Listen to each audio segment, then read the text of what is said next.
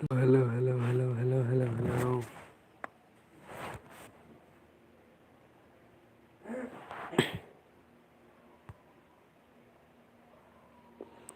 Hello, hello, hello. मा खबरलाय कबिता? Thank you, thank you.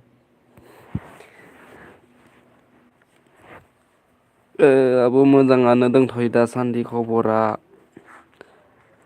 Hello आब' आंनिखौबो आं आब' नङा दै। आं सेंग्रासो। मा खोमसि खोमसि लाइन गैयालै। ओरैनो लाइन गैयियावनो फैबाय आं। मा खबर नोंसोरना लोगोफोर?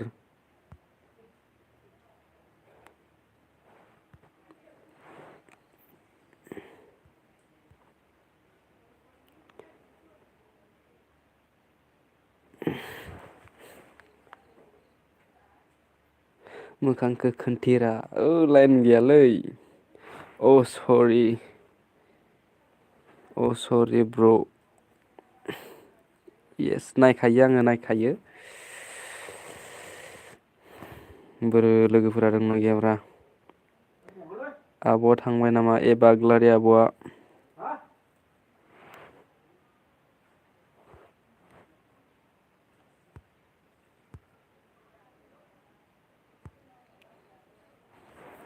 Thank you thank you.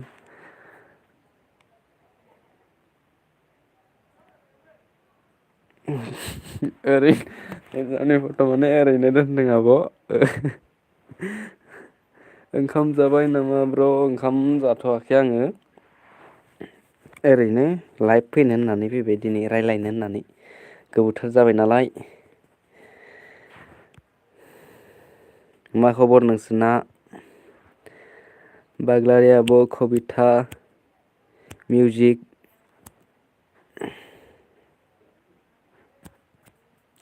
नोंसोर जाबायना जायाखै?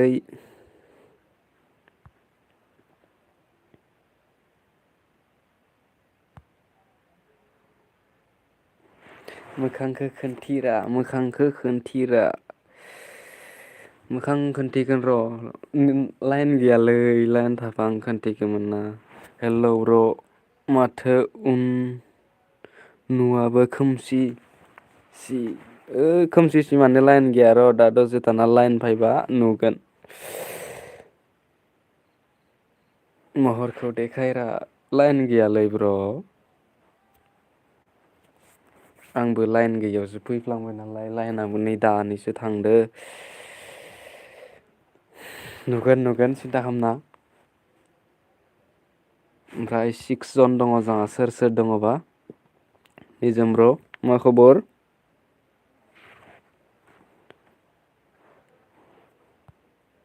लाइक मारि दे लाइक मारि जोंना। मोनसे मोनसे टिक टिक लाइक मारि।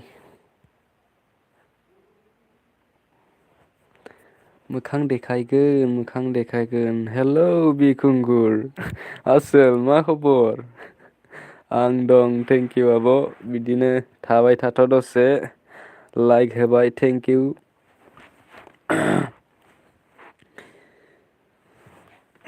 मालाय बिखुंगुरासो मोजां मोजांथार भिडिअ' हगारोलै। आब' जोंना ए बाग्लारि आब'आबो मार हिट जाखायोना भिडिअ'।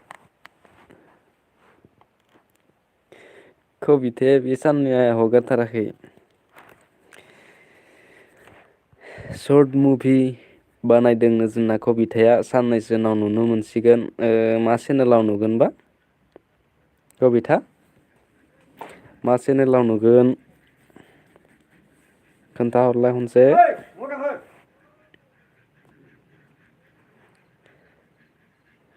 ओइ आसोल निजोम मा खबर? इन्टारेस्ट जायाखै ना लाइफआ? गावस्रा फैयाबालाय मबाव इन्टारेस्ट जालाबायनो। मोजां मा लेबेल फैदों नामा? नायलाय नायलाय। नोंनियालाय मोजां जायो माथो आंना बारा मोजां मोनालां। कबिता अबाव मा माबायाव हेंगारगोन कबिताया मा होनो सर्ट मुभिखौ बेयाव हगारगोनबा अबे मोनसे माबायाव हेलौ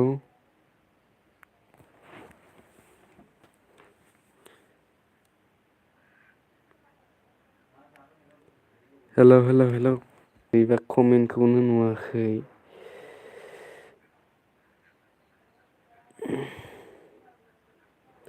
जाथ'वाखैलै बिखुंगुर मोजां उनाव खिन्थागोन आं नों दा खोन्थाना दोनबासो मोजां जागोन मा होनो माबाखौ खोन्थाबासो मोजां जागोन नोङो जेनेबा दा जेराव माबाखौ हगारगोन बेखौ खोन्थाबा मोजां जायो आरो इस फार्स्ट टाइम इस फार्स्ट नेम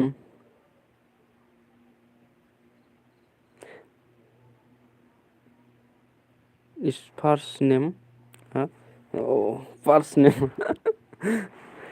जेबो जाया मोजां देखाय आब' आङो माबा 1K थांखांबा मोजां देखायगोन मोखांखो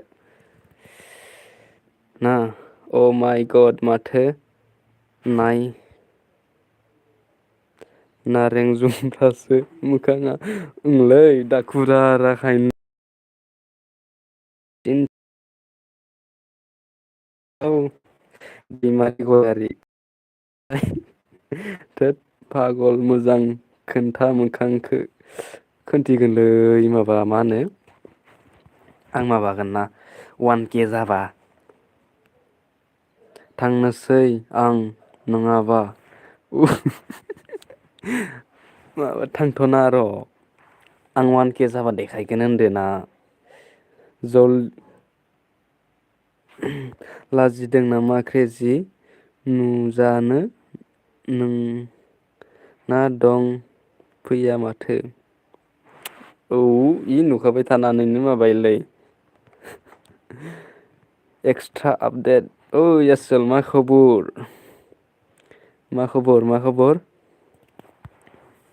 सेकेन्ड टाइम लाइभ फैबाय आं निजोमा थांबाय नामा हिन्जावुरि नायग्राया दे जों दे जों जोंनो देखाय औ देखायगोन आब' देखायगोन सिन्था खालामना बाजैसो जागोन आं रावबो नोजोर दाहोदे लोगोफोर क्रेजिया आंनिसो थेंक इउ जोंना दंखायो दा लाइक दान थेंक इउ मैना दैमारि नोंनिया मारै मोननै आदा बाजै ब्लग थेंक इउ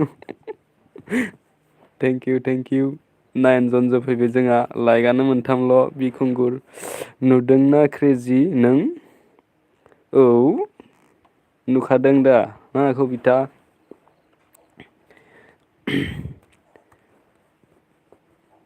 आंनि सेकेन्ड टाइम लाइभ फैदों बेयाव आं 1K जाबानो मोखांखौ खावब्ला देखायगोन आरोना सिन्था खालामनाङा नारें जुम्ब्रा मोखांखायनो आं देखायनो बायोलै हेलौ मधुजि सार फैदों जोंहा नै खुलुमबाय फंबाय खुलुमबाय आदा खुलुमबाय गुड इभिनिं माथो कमेन्टल' नायो इसे मोसालाबायदो दे मोसागोन 1K नि उनाव गासिखौबो खालामजोबगोन आं लाइक होबाय थेंक इउ एबाग्लारि बाजै आं लाइक खालामबाय थेंक इउ मधुजि आदा जोंनिया सावलेन मास्टार फैदों जोंना मधुजि आदा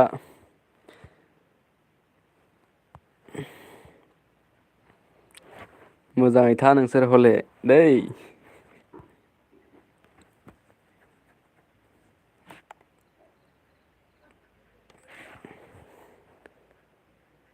दे थाब थाब कमेन्ट खालामलाय औ माथो कमेन्टखौनो 10 जन जाबाय जोंहा कमेन्टखौनो खालामाखै आंबो दिनैनिफ्राय खोन्थिला खोन्थिगोन र' खोन्थिगोन सिन्था दा खालाम। मा गिदिंबाय थाखो? गिदिङाखै सं आं नै कमेन्ट बरिया फरायनो मोनदो। मा खालामबाय दं फंबाय?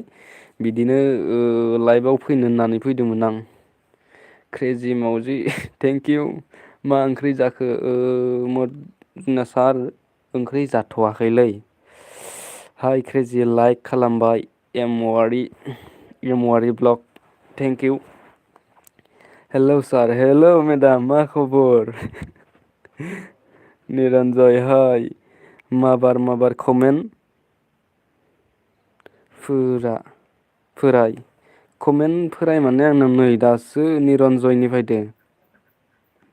माबार कमेन्ट खालाम। औ गाज्रि मानो गाज्रि जाखो? Hi friends how are you? I am fine.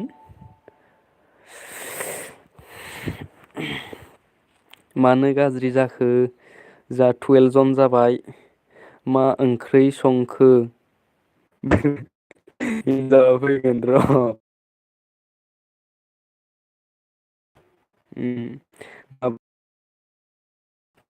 खबरा बिदिनो गेजेरावनो।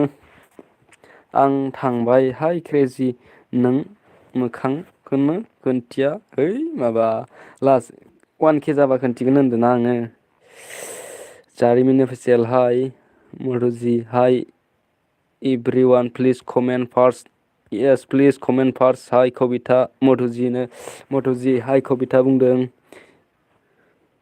मिस कृष्णा नमस्कार गुड इभिनिं हाय मधु ब्र' मा खबर कबिता मा खबरनो नै मधुजिया सोंदों जों आंहा। ओइ क्रेजि थान्दाथार नामा? औलै थान्दाथार। बेनिखायनो आं खम्बल सिङाव हाबसोनानै दङ। खाना पिना हो गया जी? ना अभी हम खाना पीना नहीं किया थोड़ी देर बात करेंगे खाना पीना। मा ओंख्रि जाखो? रायजोफोर मा ओंख्रि जाखो दे खोन्थाहर मोनसे जालालै क्रेजि फंबाय। मा जाखो आं भिडिअ'आ नांथारो नामा? मोजां सार मधुजि सार मोजांनो जाङा। कबिथानि खबरा मोजां जाखानांगौ बिदिनो। मधु ब्र' लाइभ फैया नामा दिनै? मधु आदाया दिनै लाइभ फैया जां। सोर कमेन्ट खालामबाय दं? सोर कमेन्ट खालामबाय दं? कमेन्टखौ मधुजि सार नों खालामदों, धोनस्रि खालामदों, कबिता खालामदों, एक्सट्रा इउटुब खालामदों, जारिमिन वारि हाय आदा हाय मा खबर फंबाय? आंबो खालामदों औ हाय धोनस्रि मा खालामबाय दं? धोनस्रि मेम जोंना मा खालामबाय दं? हेलौ मिस कृष्णा हेलौ मा खबर? मा खबर आंना सोरखौ सोंखो मा खबर? सेकेन्ड टाइम लाइभ फैदों दे आं सिरियाल नायगासिनो दं। सिरियाल नायबाय दं। आं दं बेयाव जोंहा आब' बाजै बाग्लारियाबो दं। ओइ क्रेजि नोंखौ माथो नायनो नुजादो? नायनो हागोन आं 1K जाबासो नुजागोनलै। एसेल'सै आप थिक है जी? हाँ हम अभी ठीक ही है। आपका खबर कैसा है भाई? थोड़ा हमको भी बोलो रमाओ आपका खबर आप कहाँ से हो? मा जाखो दे ना प्लिज अन्नानै मोखां खोन्थिरा सना आंनि मोखांखौ नायनो गोनांबा नोंसोर खारखालांजोबगोनलै। मोखाङानो दाखुरा मायबा बोरैबासो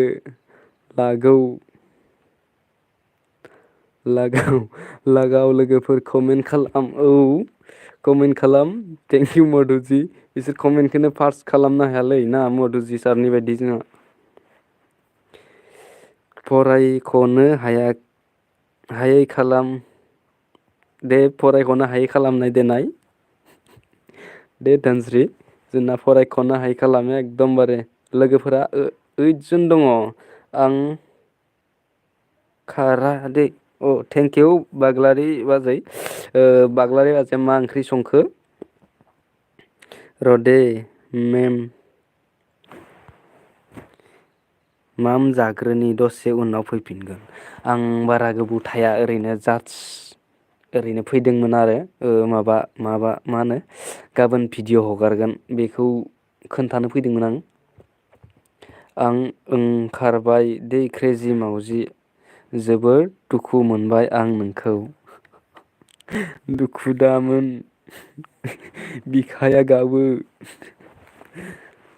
साननैसो उनाव नुजागोन आं कबिथा गाज्रि मोननाङा 1K जासिगोन आंनाबो 100 साबसक्राइबार नांबावगौ नै दिनै 899 जाना दंमोन दा आं फैबाय दै बा आदा मुदुजिया दानो थांबाय जाथ'वालै दे निउ साबसक्राइब थेंक इउ एल बिखुंगुर बेसेबां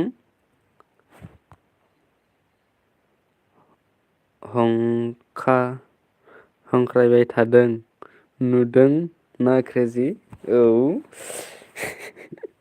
साननैसो उनाव नुगोन सिन्था खालामना हेलौ बैनाय मा खबर हाय रायजोफोर खबरा मोजां ना रायजोफोर खबरा मोजां ना जा गाबनोसो ओंखारबाय आंखौहाय क्रेजि सना आंखौ नुदों दा नै ओरैनो थफ्ला नुखायो बोरैबा मोखांखौनो असाइस नुखायो बेनिखायनो लाजिलां साननै उनाव नुजागोन हाय क्रेजि फंबाय हाउ आर इउ आं दासान्दि मोजाङानो दंथ'यो मधुजिया दा जोंना ओंखाम जाबायना जायाखै ओंखाम जाबायना जायाखै खोन्थाहर नाइस दा थेंक इउ LLN बाय नाम भी कैसा है मा जाखोब्रा जेबो जायाखै माबार कमेन्ट खालाम औ मानसिफोरानो नै 6 जनल'सै थांजोब्बाय दे नाया आं रावखौबो साननैसो उनाव नुगोन गाज्रि मोननाङा 1K जाबानो खावब्ला नुजागोन आं नोंसोरनि सिगाङाव एकदमबारे खावब्ला नुजाफैगोन सिन्था खालामनाङा गुड नाइट दानो गुड नाइट जाबाय है मनिल ब्र मनिला बेसेबां गोबाव थायो नायनि र' आं बेनि लाइफआव थायो जारला आंखौ पटायनो नायदोंमोन मनिला गाबोन मा भिडिअ गाबोन बिदिनो ओरैनो संखौनो हगारगोन आं हगारगोन औ समखौनो हगारगोन आं मा खबर मनिल ब्र खबरा एसे मोजाङानो गुमै मोखां देखायलाय मोखां देखायनो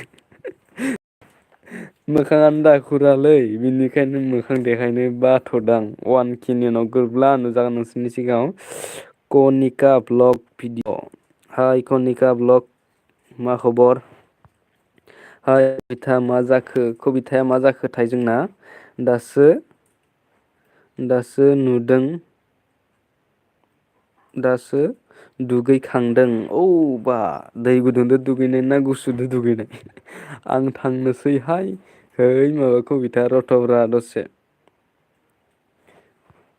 सोरजों लाइन मारिदो कबिथाया मालाय रायज्लायनो जाबाय खोना बेखायनो साला जों नोंसोरनि लाइफआव इमान थायो जोंनावबो थानांगौब्रा दसे देखायगोन ना मोखांखौ 1K जागोन मथा मथि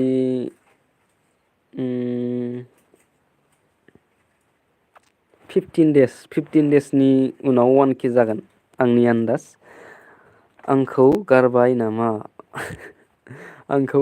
नामा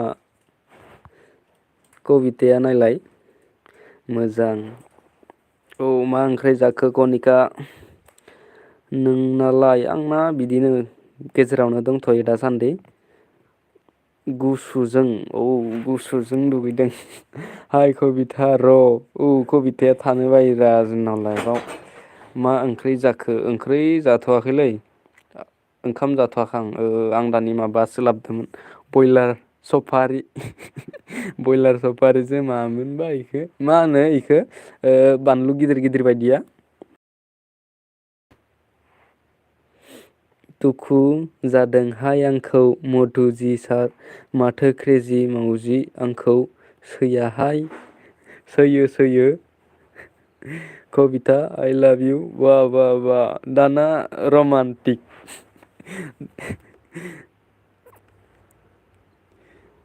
कबिथानाव थांबा मधुजिनाव थांबा कबिथाया बा एकदम मैदेर फिसा नुखागोन।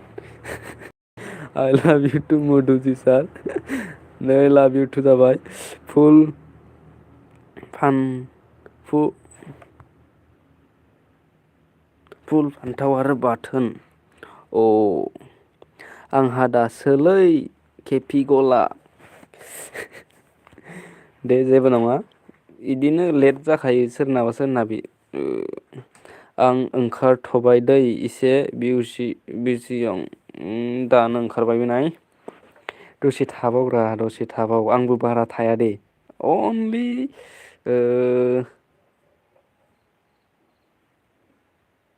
20 मिनिटससो थाबावगोन आं ओंखारथ'बाय खेब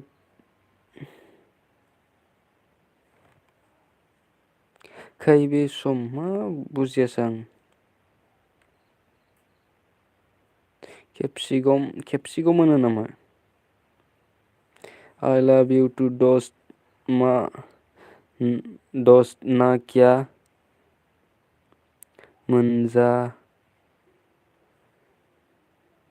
मंजिल है आई लव यू टू दोस्त ना क्या मंजिल है ना क्या साथी है वाह वाह वाह मधुजी सार तालिया तालिया सायरिया बरिया जादों मा खालामदों दा दङ ओरैनो नोंसोरजों रायज्लायनो होनना दसे फैदोंमोन हाय ब्र' मा खबर जेसिया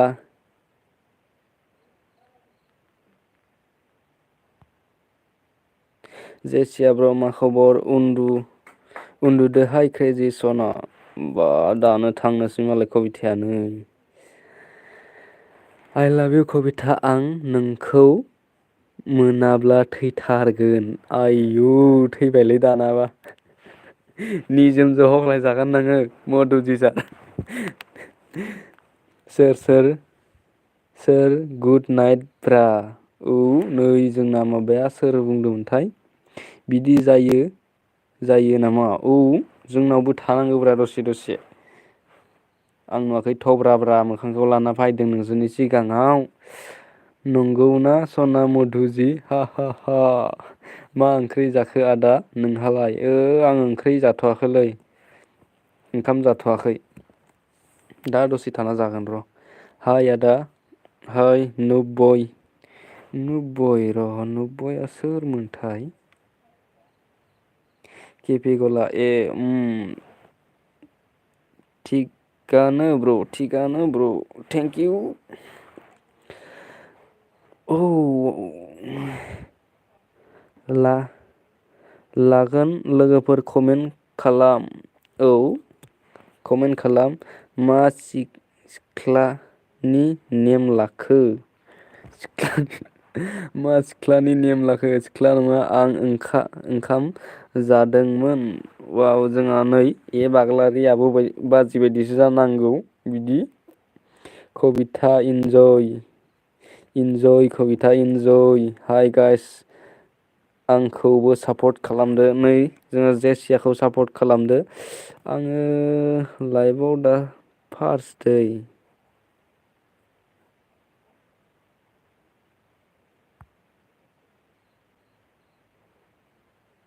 मानो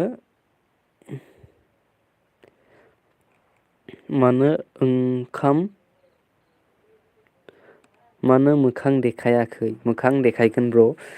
1K नि उनाव देखायगोन। हाय बाग्लारि बाजै सना। बाग्लारि बाजै सना मा खबरनो? मधुजिया बयबो हेपि जा लोगोफोर। बयबो हेपि जा लोगोफोर। औ नै निउ इयार फैगासिनो दोङो। जोंहा मधुजि आदाखौबो एसे हेल्प खालामदो सोरबाफोर गोदानबोला मधुजि सारनियाव गोदानबोला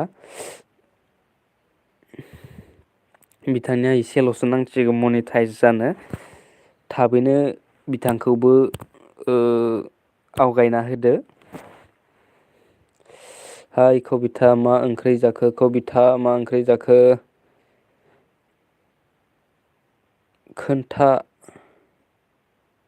खोन्था इउमि हाय मधु आदा मा खबर होननानै मनिला सोंदो। मनिल मा खबर? बाग्लारि बाजैया सोंदो जा हाय कबिथा मनिल नै हाय मनिला एकदमबारे हिनजाव फाग्ला इना दिपालिया फैयाखै र'। Happy new year all guys happy new year to all my friends. जाथ'वाखै मधुजि सार दासो संगासिनो। औ दासो संगासिनो दोङोनो। मोजां मधु औ मोजांनो र' दे आदा 10 मिनिटनि उनाव फैफिनगोन नामा? मा साबबाल'सै? हाय मनिल फंबाय मा खबर? नै मनिल फंबाय मा खबरनो? मधुजि आदाया सोंदो जोंनिया मा ओंख्रि जाखो मनिल फंबाय? मा ओंख्रि जाखो मनिल फंबाय? हाय हेलौ मनिल एफटि मा खबर बोरो लोगोफोरा मा खारजोब्बाय नामा? फैफिन। हेलौ मनिल मा खबर? बाग्लारि बाजै सना मा ओंख्रै जाखो बाजै? बाजैया मा ओंख्रि जाखोथाय? कबिथा मानो फैया माने? अइ क्रेजि नोंनि मोजां मोननाय अबेनि जाखोरा? आं बेखौ उनाव खोन्थासिगोन दै बेखौबो उनाव खोन्थागोन। गाज्रि दामोन दासोलाय टाइमखौनो मोना। मा खालामो मनिला मा खालामो? साला निजिबा लाइभ होनो टाइम मोनो बे जोंनाव लाइभ थानो टाइम गैया। बिदि जाया दै मनिल ब्र'। मा ओंख्रै संखो मनिल फंबाय? मनिल फंबाय मा ओंख्रि संखोनो? औ मनिल एफटि मैखुन टमेट' वाव मैखुन टमेट' लायनो। हाय क्रेजि फंबाय कबिथाया आंनिसोलै। कबिथा दे जागोन दे सिन्था खालामनाङा। जोंहा आरदि आदायाबो मोनफायाखै माथो। जोंना दाउ बेदर वाव दाउ बेदरदो मुला माइ फेभराइट। आं ओइटानिफ्रायसो टाइम मोनो। औ मा खालामोबा जोंहा मनिला? लागोन लोगोफोर कमेन्ट खालाम। लागाव लोगोफोर कमेन्ट खालाम। औ साबा दङ कमेन्ट खालाम। सोरबाफोर लाइक होआखैबा लाइक हो। एम ब्लग्सआ भिडिअ हगारदो जोंहा। फरायनो हाला फंबाया माने आंनाव कमेन्टआसो फैला। आंखौ माथो रावबो मोजां मोनारा। मोजां मोनो दे नै जा मधुजि दोङो। मा जाबावगोन आंनाव कमेन्टआसो फैयाखैलै आदा।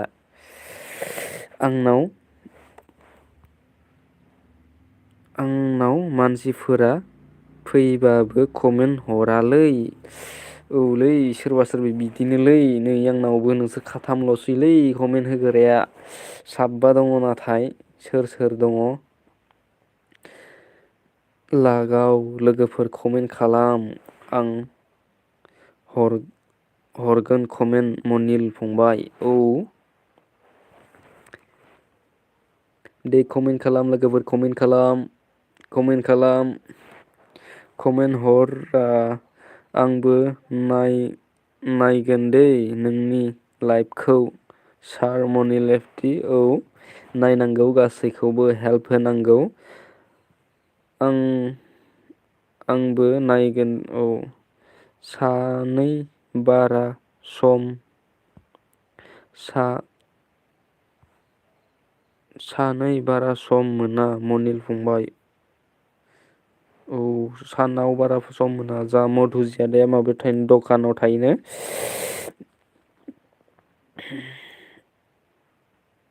नायनाल' थायो औलै नै सोर सोर दंथाय दा खमायजोबलायबाय मानसिफोरानो एम एन बाजैया जोंहा लाइभ फैदों। बाजैया र' जोंनाव लाइभआव फैया र'। सि आइ डि दं। हाय लोगोफोर सि आइ डि दं औ नोंना सि आइ डि आ दानि फैना थांखांबाय। बेबो र' बेखौबो मानजिनांगौ जादों मानजिनांगौ थाव फुननानै। मनिल फंबाय खैथायाव लाइभ फैगोन? खैथायाव लाइभ फैगोननो मनिल? मधुजिया दा वाट्स टाइम कमप्लिट जाबाय नामा मधुजि सारनिया वाट्स टाइम कमप्लिट जाहां जाहां एसे दंबावयो। एसे दंबावयो हेफाजाब होना होदो हेल्प खालामहैदो नायनानै फुल वाट्स खालाम लोगोफोरनो सेयार खालाम वाट्सआपआव स्टेटास हो। होमबानो साननैसोनि उनाव कमप्लिट जागोन जोंना मधुजि सारनिया। मा जाबावगोनलै मधुआ दा 9 फैगोन औ 9आव फैगोन। आंखौ रावबो अनथारालै अनोब्रा जं दंना जों दङ आं हरोथ'। फार्स्ट कमेन्ट थांगोन मनिल नोंनियाव मधुजि सारनिफ्राय फार्स्ट कमेन्ट। किप कमेन्ट गाइस किप कमेन्ट। आं थांनो जानाय नङा मनिल औ जा बाग्लारि बाजिया थांनो जानाय नङाना अके। ओइट वान जाबायानो नामाब्रा टाइमालाय ओइट वान जाबाय माथो। बारा गोबाव थाला आं सेयार खालामनो हायोबा लाइभखौ आंनिखौबो। साथामल'सै नै सोर दङ? कमेन्ट खालाम। आंबा रावबो गैथाराबाबो कमेन्ट खालामबाय थायो आंनाव वाट्स टाइम गैथारा आंना बेसेबां दङ मनिल ब्रजना नोंना वाट्स टाइमा? कबिथायाबो थांबाय नामा? जारिमिन अफिसियेलाबो नै जोंना लाइभ फैदों। दसे थाना आंबो थांगासिनो दङ जारिमिना आंनाव फैग्रोनांगौ। साबा जाफैलायबाय जोंहा। 7ल' वाव आंना बेसेबांबोसो गैबावआलै आंना वाट्स टाइम गैथारालै। बेसेबांबो गैबावआलै आंना ब्र'। आङो 5 मान्थससो गारना दोनदों ओमफ्राय दं थेंकिउ।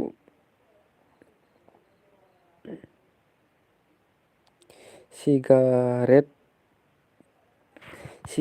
पिता धुआ के लिए सिगारेट पीता हूँ धुआ के लिए खत लेकिन था तुम हमरे लिए। वाह वाह वाह वाह ताली बजाना चाहिए इसके लिए। वाह मालाय कबिथाना 1000नो मधु आदा कमप्लिट जाबाय नामा? मधु आदा कमप्लिट जासिगोन एसे नांबावगौ मनिल एसे। आंनिया हाय कबिथा थांनाङा औ थांनाङा माथो रावबो लाइक होआखै आंल' होदों। जोंहा 18 लाइक्स जाबाय दे बाजै। दे जागोन सार औ थेंकिउ। बा कबिथाना भिडिअ हगारबाय थानांगौ होमबानानो आंनाथ' 1 इयार बारबायलै माबाया चेनेला ओमफ्राय आंना वाट्स टाइमा माइनाससो जालांदों माइनास जालांनानै दा 1 इयार बारबाय नालाय माइनास जानानै दा खमायजोबनानै दा गोदान भिडिअ आपलड होफिननायावसो माबादो मा होनो जाफिनदों आरो दे कमेन्ट खालाम लोगोफोर कमेन्ट खालाम मोखांखौनो बोरैबा नायबा असाइस नुखायो नै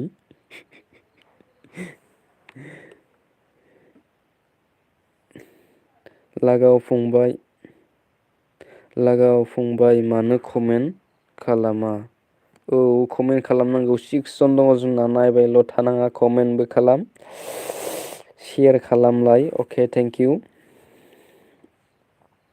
कमेन्ट खालाम गाइस कमेन्ट शेयार खालामना हो जोंना मधुजि सार मनिल ब्र कबिथा ओमफ्राय ए बाग्लारि बाजै सस डन हेलौ नोंथां मा खबर ससआ जोंना नै दासो मोनफैबाय बेखौबो सस बानायना लोंगोन आं सस फंबाय आंहा खबरा दासान्दि दंथ'यो गेजेरावनो बा Z C A B B B K J X D F A D F A E मा जाबावगोन औ नै जोंना साब्रै फैलायबाय मा खबर लोगोफोर सस मा खबर नोंना खोन्थाहरलाय मा जाबावगोन मनिल ब्र सारिबाबो हरनांगौ मधुजि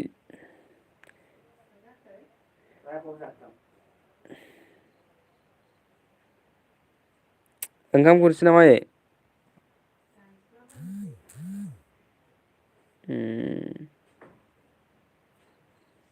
दसे थाना जानो र' खरिथां ओंखाम जानो जासिगोन आंहा लोगोफोर आं थाला बारा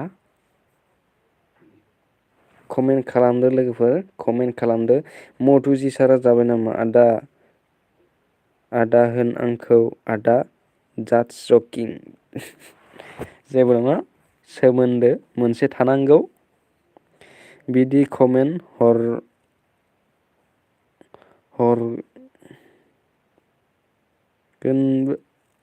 हरगोन बेयाव नामा हरगोन बेयावब्रा मनिलना दिपालिया फैयाखै नामा दिपालिखौ लिंहर मनिल दिपालिखौ नोंना आंबायदि मनिला मालायनि गार्लफ्रेन्डखौसो नोजोर होयोलै आं बिदि कमेन्ट नांगौ औ मनिल ब्र बायदि कमेन्ट हरनांगौ जोंना गावसा रोङा औ रोङालै बिसोरो बे फाग्ला बिदि जायो मधुजिया दाना नै जोंना दिला गावस्राजोब्बायनोलै बाजैया संना होआखै जों गोथाव ओंख्रि ओंखायनो गावस्राजोब्बाय नै मोथो नोंखौनो सापर्ट खालाम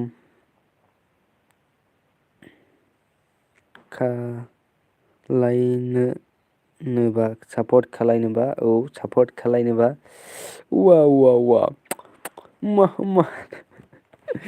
मधुजि सारा जोंना मधुजि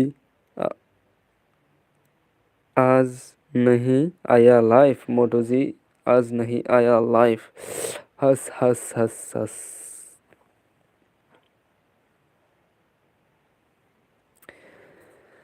एक प्यार का नगमा है मुझो की रवानी है जिंदगी और कुछ भी नहीं तेरी मेरी कहानी है ला ला ला ला ला कुछ पाकर नै जोंना मनिल ब्र नोंना दिपालिया दासो होबाय हाय मा खबर फ्रेन्ड खबरा गेजेरावनो दंथ'यो एसे मोजां मेरा मेरा फी फेवरेट सॉन्ग वाओ मेरा भी फेवरेट सॉन्ग है ये बहुत अच्छा लगता है इसको सुनते हैं तो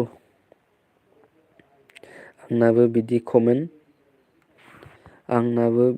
कमेन्ट हरदो दाहाय औ हरगोन सिन्था दा खालाम मनिल ब्र सिन्था दा खालाम मा मैखुमै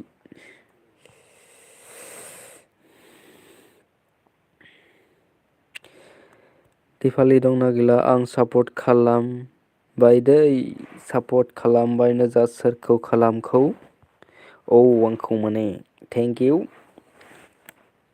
आलु फान्थाव बाजै मा ओंख्रि जाखो फ्रेन्ड्स आं जाथ'वाखैलै दिफालि आंनि ओंख्रिया औ मधु दा बोरै खबरफोरा गुड नाइट बाय मा दानो दिफालिया गुड नाइट बाय जेनखोब्रा मा मनिल फंबाय हाय ओइ क्रेजि मावजि मा आंनि कमेन्ट नुवाखै नामा 50 जाबाय कमेन्ट नुवाखै दसं दासो कमेन्ट फैदों नोंना बुं दे दिपालि हाय गाइस नोंथां क्रेजि आंजों सापर्ट दंना गैया आं सस प्र दङ नोंजों सापर्ट दङ सस DNT दङ मोजां फंबाय थेंक इउ सापर्ट खालायलै औ सापर्ट खालामनांगौ दंसाबोलै फंबाय मा बुंनो आरोना जोंनि खबरफोरखौ मा बुंनो आरोना मनिल नोंहालाय लाइभ फैया नामा मनिला दायो 9 PM आव लाइभ फैगोननो सापर्ट खालामलायलै आंखौबो औ बिदिनो सापर्ट खालामगोन जों दङ मधुजि सार दङ जोंहासो सापर्ट खालामजायाबारालै न' नै दाबो 6 जनल'सै आंनि फुराना भिडिअ'खौ नाय कमेन्ट खालाम औ आंबो नायबाय दं आदा मधुजिनि भिडिअ'खौ वाट्स टाइम कमप्लिट खालामना होनांगौ थाबैनो दाहाय फै दिफालि औ आंनिखौ सेयार खालामना हो बिबि ब्रह्म सेयार खालामगोन सिन्था दा खालाम गासैबो लासै जालांजोबगोन दे आंजों नों आंखौ सैया ना बिखायनो आंनि कमेन्ट नुवाखै कमेन्टआनो फैखायाखैलै कबिथा नोंना दाहाय गैबो फै 9 थायाव औ उन्दुबाय आं बा दानो उन्दुबाय थोद बे फाग्ला बिदि जायो सोरबा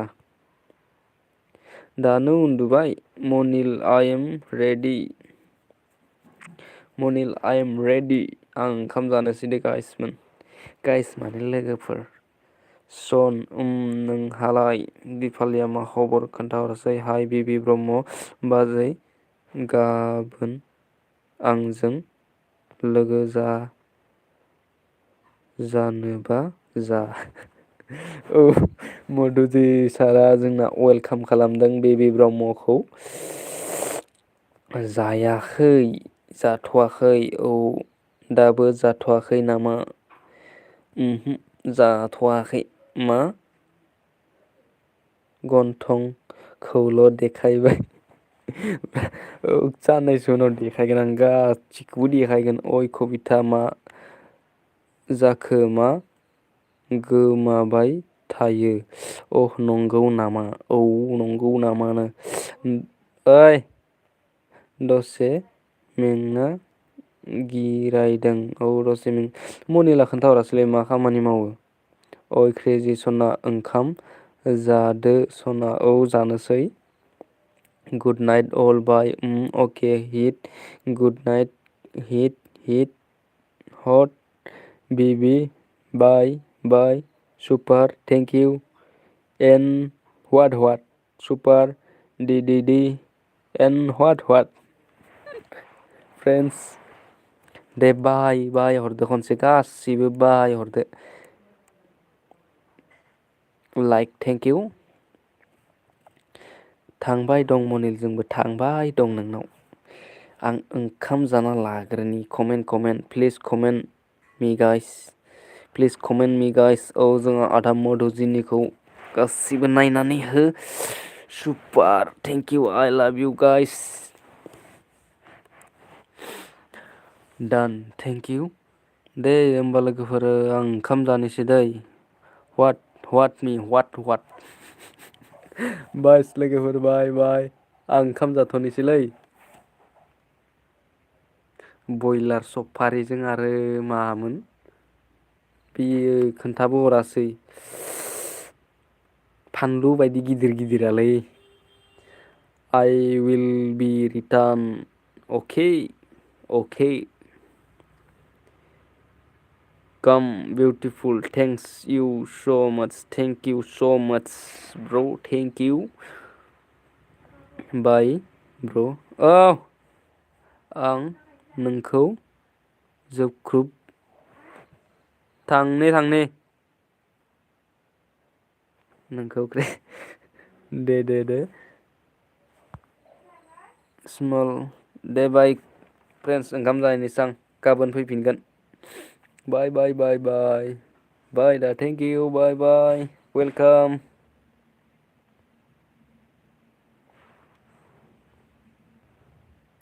1 आवार्स थानो लुगैदोंमोन आङो